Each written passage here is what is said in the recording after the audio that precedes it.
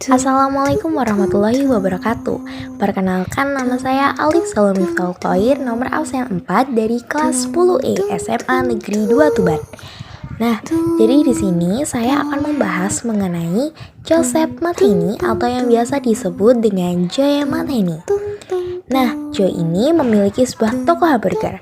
Namun, toko hamburger tersebut tidak menggunakan daging biasa loh. Namun, daging yang Joe gunakan untuk bisnisnya tersebut adalah daging babi yang ditambah oleh daging manusia. Wah, serem ya. Nah, jika kalian ingin menonton kasusnya terlebih dahulu, kalian bisa melihat di YouTube channel milik Kak Nadia Umarah. Ini scan-nya.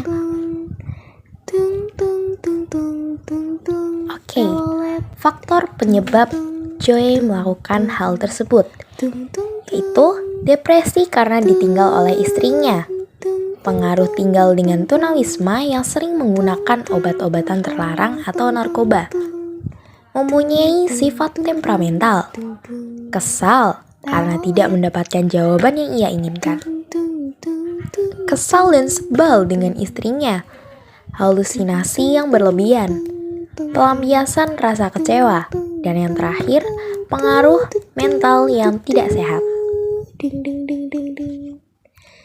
Bentuk-bentuk penyimpangan yang saya dapatkan dari kasus Joe Matheny. Yang pertama, berdasarkan sifatnya.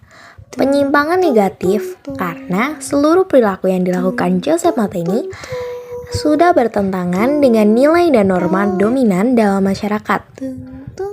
Membunuh tidak hanya larangan saja, namun Joe juga memasak korban menjadi patty dan menjualnya pada masyarakat. Secara tidak langsung, Joe telah membuat masyarakat di sekitarnya menjadi manusia kanibal. Kemudian, penyimpangan berdasarkan jumlah pelakunya. Yang pertama, penyimpangan individual.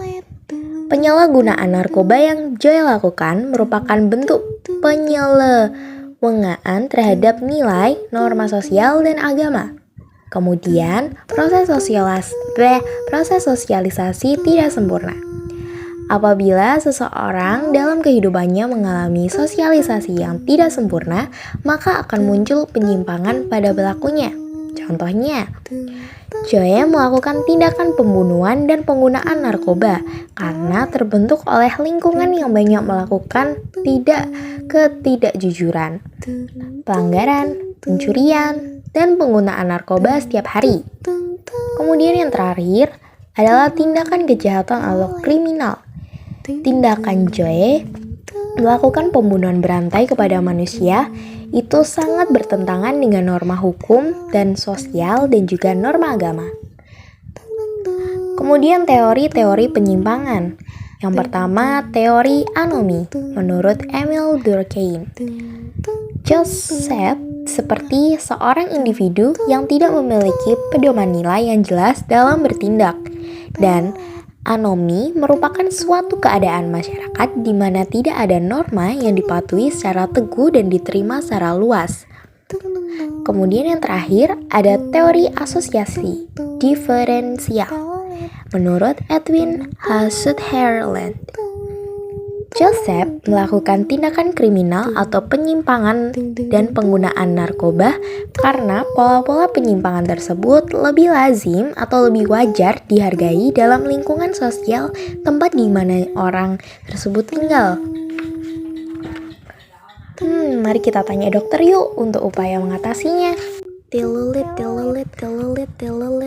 Baik, untuk cara memulihkan manusia yang sudah tercandu oleh narkoba, kita bisa melakukan pemeriksaan untuk mengetahui sejauh mana kecanduan yang dialami dan adakah efek samping yang muncul dari penggunaan obatan terlarang tersebut.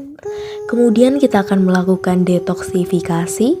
Pengguna harus berhenti menggunakan narkoba 100%. Reaksi ini akan cukup menyiksa dari mulai mual hingga badan terasa sakit. Kemudian yang ketiga ada stabilisasi. Ini digunakan untuk membantu pemulihan jangka panjang dengan memberi resep dokter.